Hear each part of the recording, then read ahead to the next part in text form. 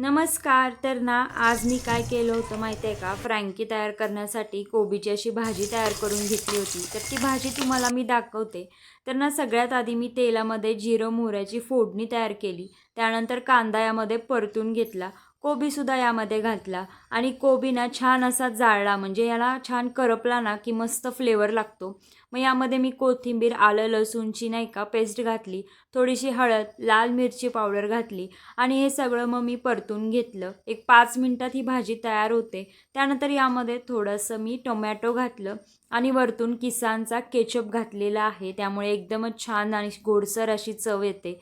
चवीपुरतं मीठ घातलं आणि त्यानंतर बघा ही भाजी तयार झालेली आहे. मस्त तुम्हाला ना कोबीच्या शटलमध्ये ही भाजी दाखवावी म्हणून मी अशी कोबीच्या शटलमध्ये नाही का ही भाजी घातली. वरतून थोडीशी कोथिंबीर घातली. तयार झाली आहे बघा फ्रँकीची भाजी. तुम्हीसुद्धा नक्की ट्राय करा.